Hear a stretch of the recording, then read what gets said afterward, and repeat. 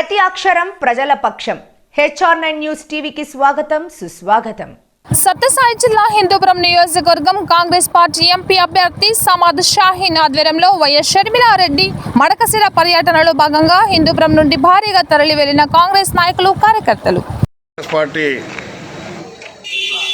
ఎలక్షన్స్లో ఎంపీ అభ్యర్థిగా సమాద్ షాహీన్ గారు ముందుకు వచ్చినారు. హిందూపురం పార్లమెంటు వీళ్ళ కుటుంబం ఇక్కడ స్థానికంగా ఎన్నో సంవత్సరాల నుంచి మరి కాంగ్రెస్ పార్టీతో సంబంధాలు ఉన్న కుటుంబం ఇది.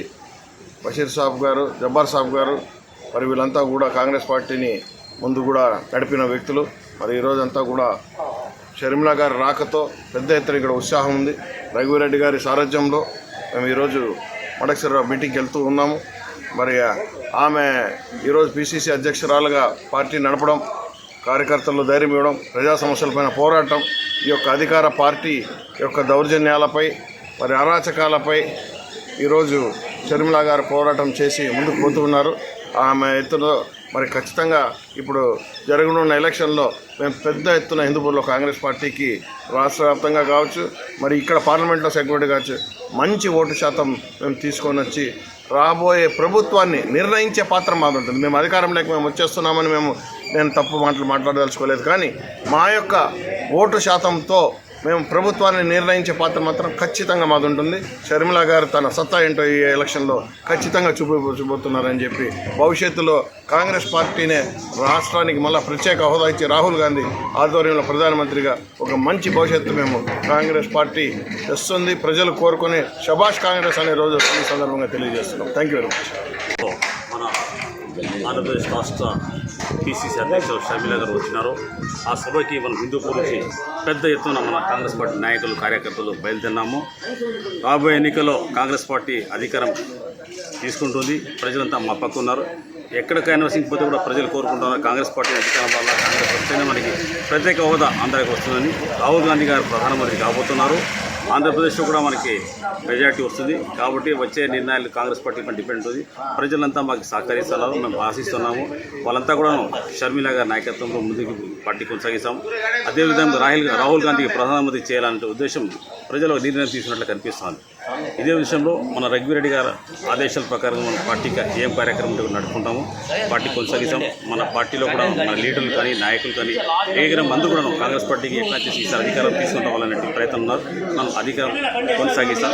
అందరూ సహకరించేకి కోరుతాం, అందరూ మంది చేస్తాం.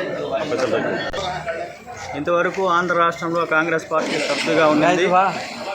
షర్మిలారెడ్డి గారు వచ్చిన తర్వాత కార్యకర్తల్లో ఉత్సాహం పెరిగింది. ఆనాటి దివంగత నేత వైఎస్ రాజశేఖర రెడ్డి గారు ఆశించినట్టుగా